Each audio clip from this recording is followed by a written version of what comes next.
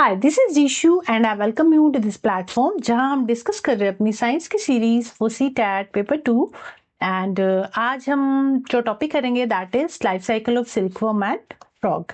इससे पहले हमारे 44 लेक्चर्स हो चुके हैं। अगर आपने वो वीडियोस अभी तक नहीं देखी हैं तो वो वीडियोस भी आप जरूर कंसीडर करें, काफ़ी हेल्पफुल रहेंगी आपके लिए वो वीडियोस भी। और जैसे कि पैटर्न अगर आप फर्स्ट टाइम देख रहे हैं तो मैं बता देती हूँ कैसे हम डिस्कस करते हैं। पहले हमारा कंटेंट डिस्कस होता है, पहले हम थ्योरी डिस्कस करते हैं किसी पर्टिकुलर टॉपिक की, उसके बाद उसके साथ साथ हम उसके PYQs कर लेते हैं। ठीक है, तो आज जो टॉपिक हम डिस्कस करने वाले हैं that is life cycle of silkworm and frog. ये दो छोटे छोटे टॉपिक है, इनसे क्वेश्चन पूछे जाते हैं। ये रह गए थे, चैप्टर के साथ इंक्लूड नहीं किए थे मैंने, तो ये सेपरेटली हम डिस्कस कर लेंगे आज की क्लास में। ठीक है, तो life cycle of silkworm and frog हम डिस्कस करेंगे आज। ठीक है, अगर आप इस चैनल पे फर्स्ट टाइम जुड़े हो तो चैनल को सब्सक्राइब जरूर करें और वीडियो अच्छी लगे तो वीडियो को लाइक शेयर जरूर करें। एंड ये जो PPT है आपको मेरे टेलीग्राम चैनल पे मिलेगी, रीशु साइंस अकेडमी। इस चैनल को आप ज्वाइन कर लीजिए, इसका लिंक मैं डिस्क्रिप्शन में दे दूंगी। ठीक है, एंड इससे जो प्रीवियस वीडियो थी ना, तो उसमें हमने साइंस पैडागोजी का भी सेशन स्टार्ट किया है, सीरीज स्टार्ट की है साइंस पैडागोजी की भी। तो साइंस पैडागोजी का फर्स्ट जो टॉपिक है नेचर ऑफ साइंस हमने डिस्कस किया है। तो उस वीडियो को, नेचर ऑफ साइंस, उस वीडियो को भी जरूर देखें, आप जरूर कंसीडर करें। एंड जैसे कि आप लोग कह रहे थे कि मैम साइंस पैडागोजी भी करवा दीजिए, तो साथ साथ वो सीरीज भी हम कंटिन्यू करेंगे। एक लेक्चर हो गया इसमें नेचर ऑफ साइंस, इसके PYQs भी हो चुके हैं, तो उस वीडियो का लिंक भी मैं डिस्क्रिप्शन में दे दूंगी, ये वीडियो भी आप देख लेना।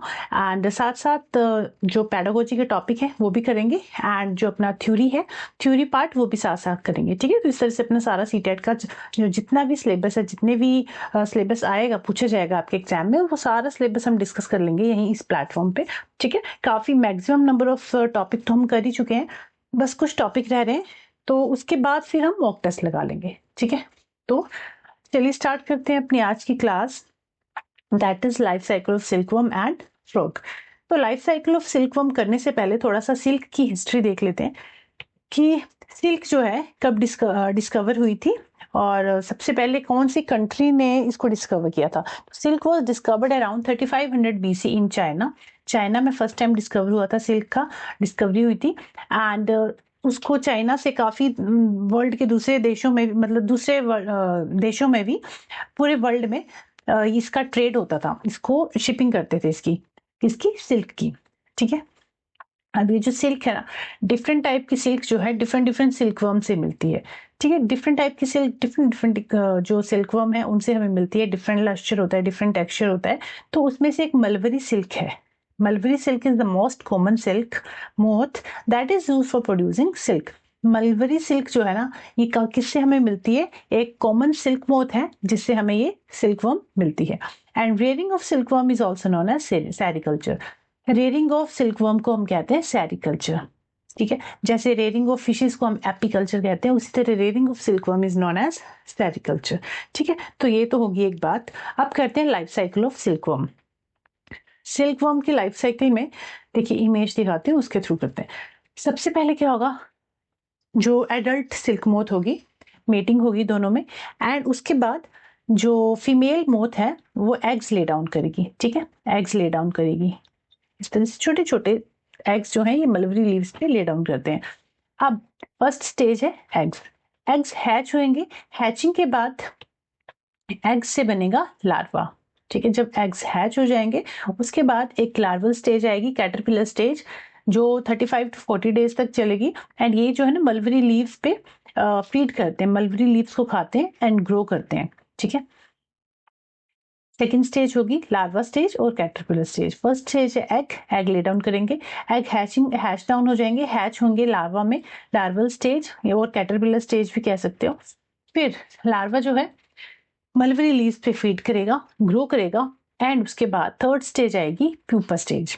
इस स्टेज में क्या होता है, जो ये हमारा लार्वा है, जो प्यूपा है, वो क्या करेगा ना, अपने इर्द गिर्द, अपने अराउंड एक सिक्रीशन करेगा। एक सिक्रीशन होती है, प्रोटीन की सिक्रीशन हो जाएगी उसके अराउंड, जिसको हम कहते हैं कुकून। किसकी सिक्रीशन है ये, कुकून की।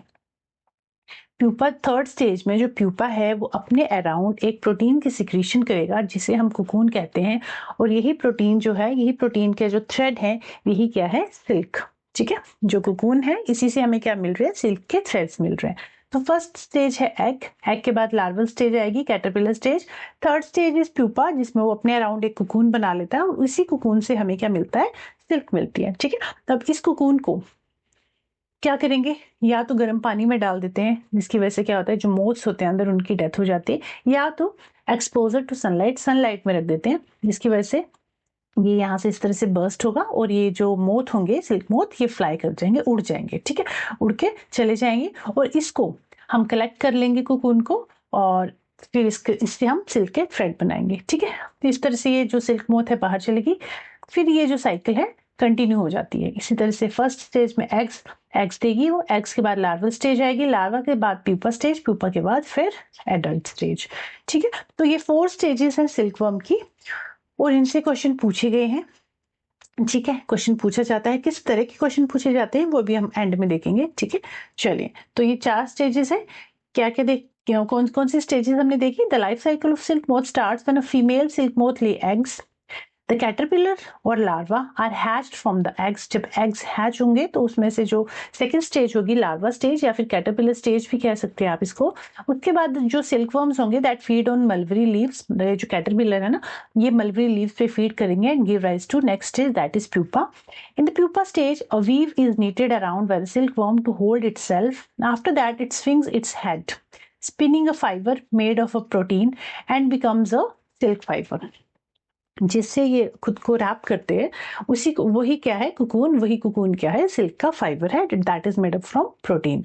Several caterpillar form a protective layer around pupa and this covering is known as cocoon. The silk thread is obtained from the silk moth cocoon। जो सिल्क थ्रेड है हमें किससे मिल रहा है, कुकून से मिल रहा है। ठीक है, तो ये होगी हमारी लाइफ साइकिल किसकी, सिल्कवर्म की। तो ये डिफरेंट स्टेजेस एक बार देख लेते हैं। फर्स्ट स्टेज कौन सी थी, एग स्टेज। तो एक टाइम में ना एक फीमेल मोथ जो है, एक फीमेल मोथ जो है सिल्क मोथ, वो एक टाइम में 350 एग्स देती है। ठीक है, and in the spring time the eggs hatch due to the warmth in the air. जो एग हैचिंग होती है वो स्प्रिंग टाइम में होते हैं और ये जो प्रोसीजर है it happens once in every year. Okay, इस तरह से टाइनी टाइनी एग्स होते हैं और एक टाइम में 350 एग्स जो है सिल्क मोथ ले डाउन करती है और फिर स्प्रिंग में ये हैच हो जाते हैं। नेक्स्ट सेकंड स्टेज थी कैटरपिलर स्टेज। इसमें क्या है, a hairy silkworm arise after the eggs crack. In this stage of silkworm the growth happens. They feed on mulberry leaves and consume a large amount of these leaves for around 30 days before going to the next stage। 30 days तक वो mulberry leave से feed करते हैं, उसके बाद वो next stage में चले जाते हैं। नेक्स्ट स्टेज कौन सी थी, pupa stage. Okay, pupa or cocoon stage. After the larva stage, the silkworm begins to spin a protective cocoon around itself. Inside the cocoon, the larva transforms into pupa. जो larva है वो pupa में change हो जाता है. And then last stage, adult stage. In this stage, the pupa changes into adult moth. The female moth lay eggs after mating and thus the life cycle of silkworm begins again. ठीक है, तो ये 4 step की cycle है आपकी। पहले जो silkworm है एग्स ले डाउन करेगी, उसके बाद एग्स हैच हो जाएंगे किसमें, लार्वा में, एंड 30 डेज तक ये लार्वा जो है मलबरी लीव्स पे फीड करेगा। उसके बाद नेक्स्ट स्टेज उसमें कन्वर्ट हो जाएगा that is pupa stage. Pupa stage में क्या होता है, जो सिल्कवर्म है अपने अराउंड एक प्रोटीन की सिक्रीशन करता है और खुद को इसके अंदर रैप कर लेता है, इसे हम कहते हैं कुकून। कुकून, ये इसी कुकून से क्या बनता है, हमारी सिल्क बनती है, सिल्क का थ्रेड बनता है। ठीक है, फिर प्यूपा के बाद स्टेज आएगी एडल्ट स्टेज एंड फिर उसके बाद फिर से एडल्ट में मीटिंग होगी एंड वो एग्स ले डाउन करेंगे। तो ये 4 स्टेज है लार्वा इसकी सिल्क मोथ की, ये आपको याद रखनी है, 4 स्टेज प्रोसेस है। ठीक है, चलिए अब प्रोसेसिंग ऑफ सिल्क देख लेते हैं। Extracting silk from cocoon is known as processing of silk. Silk is separated from the cocoon by exposing it into sunlight. After the reeling of silk is done, the process of unwinding silk from a cocoon takes place. Cocoon को unwind करते हैं, उसमें से thread निकालते हैं और इस silk thread is then bleached, different colour में उसको ब्लीच किया जाता है। The silk fibre is then spun and into silk threads. फिर इससे क्या, सिल्क के थ्रेड्स बना लेते हैं। ठीक है, तो ये होगी प्रोसेसिंग ऑफ सिल्क और सिल्क की प्रोसेसिंग को क्या कहते हैं, सेरिकल्चर कहते हैं। तो ये होगी लाइफ साइकिल ऑफ सिल्कवर्म। अब नेक्स्ट है लाइफ साइकिल ऑफ फ्रॉग। ये भी काफी इजी है, 4 स्टेप प्रोसेस है। देखिए पहले स्टेज दिखा देती हूँ। सबसे पहले ये फ्रॉग, ठीक है, फ्रॉग जो है एग्स ले डाउन करेंगे। फ्रॉग जो अपने अंडे पानी में देते हैं, हमने पढ़ा था ये प्रीवियस क्लास में, फ्रॉग अपने अंडे पानी में देंगे। ठीक है, एक्सटर्नल फर्टिलाइजेशन देखा था ना हमने।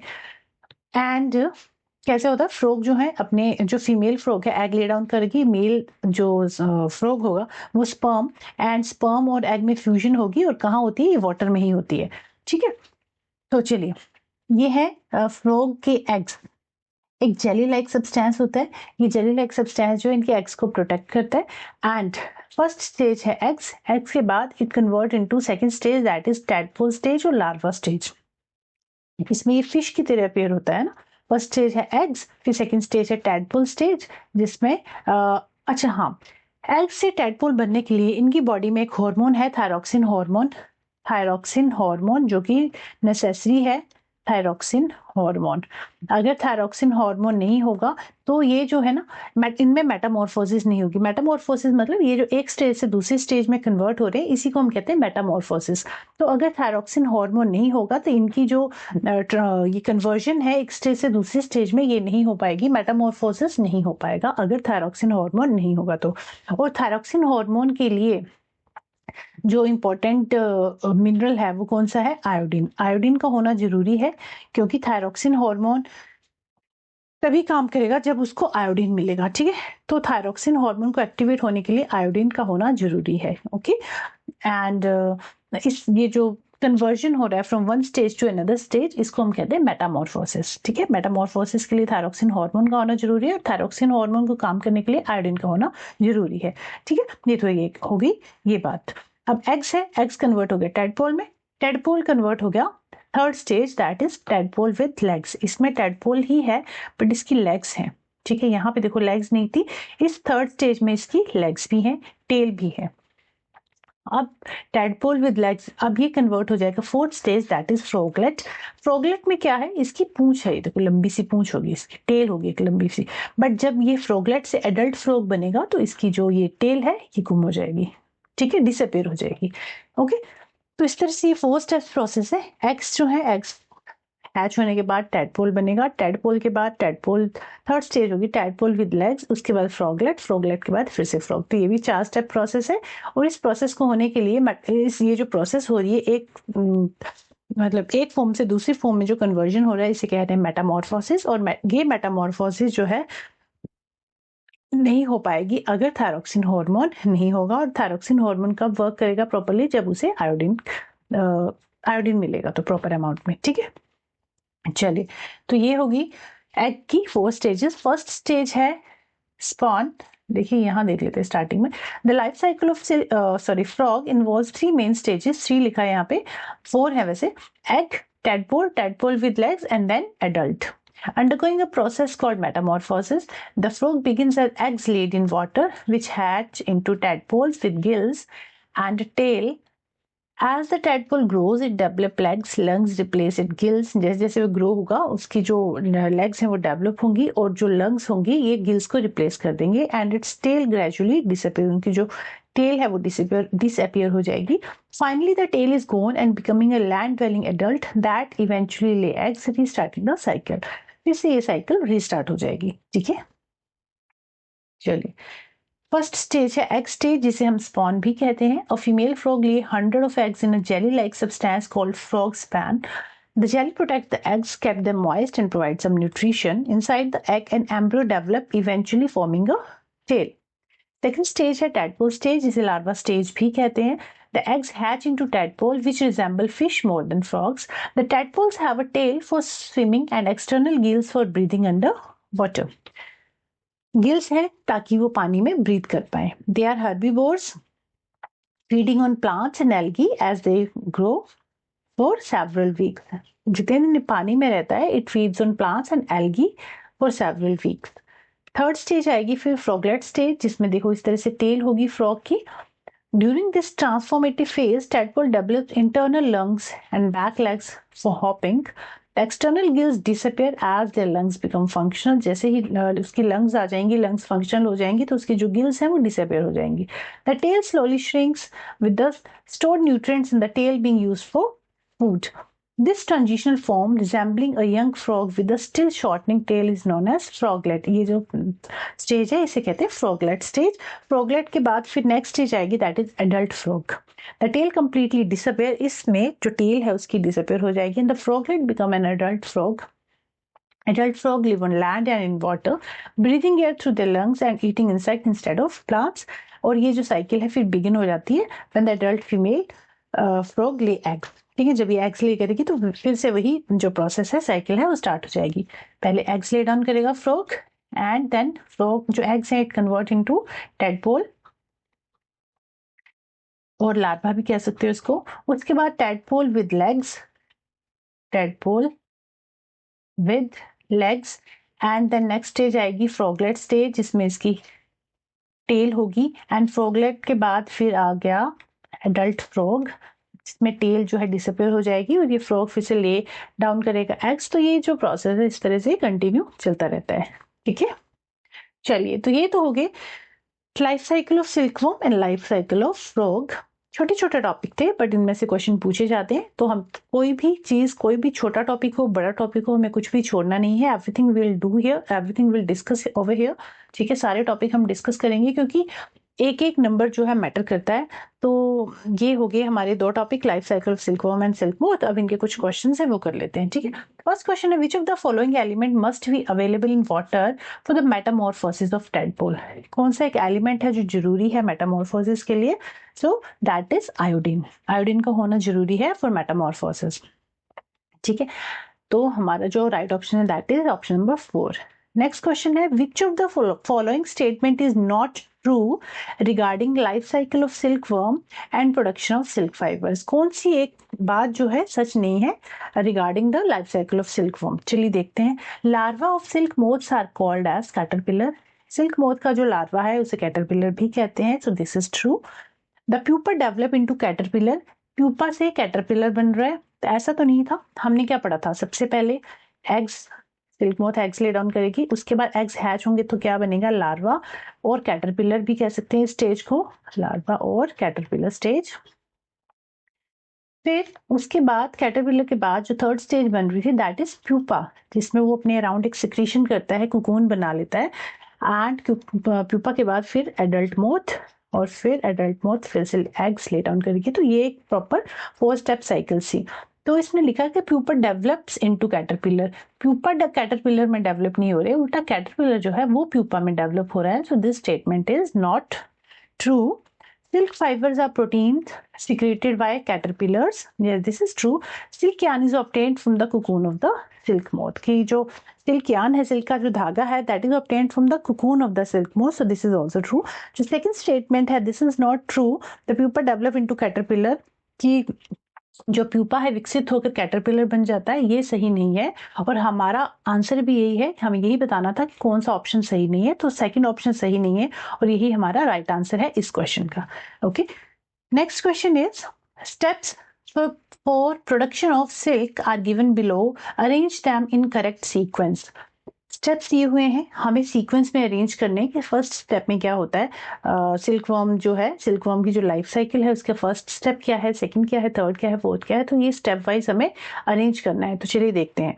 सबसे पहले क्या होगा, cocoons are kept under the sun or boiled in water, female silk moth lay eggs. First step होगा कि जो फीमेल सिल्क मोथ है वो एग्स ले डाउन करेगी. तो सॉरी, तो फर्स्ट ऑप्शन होगा बी. इसमें बी है, इसमें ई है, तो ये ऑप्शन गलत हो गया. फर्स्ट ऑप्शन होगा बी. ये हो गया हमारा फर्स्ट. उसके बाद क्या होगा, सिल्क मोथ जब एग्स ले डाउन करेगा तो क्या होगा, एग्स हैच होंगे और उसमें से क्या निकलेगा, लार्वा.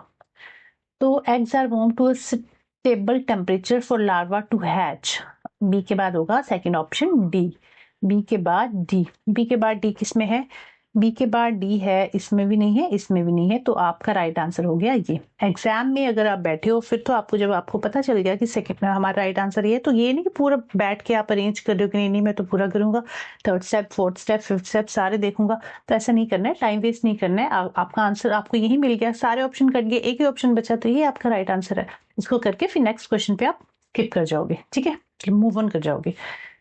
बट चलिए यहाँ तो हम सारे करेंगे. Next step, eggs lay down, sorry egg hatch होने के बाद क्या होता था, सिल्कवर्म निकलेगा, लार्वा निकलेगा और उसको एक ट्रे में रखेंगे जहां वो मलबरी फ्रेश लीव्स पे फीड करेगा. तो थर्ड स्टेप हो गया हमारा ये सी. अब लार्वा के बाद नेक्स्ट स्टेज कौन सी आती थी, नेक्स्ट स्टेज आती थी कि जो प्यूपा था, प्यूपा अपने राउंड एक सिक्रीशन बनाता था जिसे हम कहते थे कुकून. तो आफ्टर 25 to 30 days caterpillar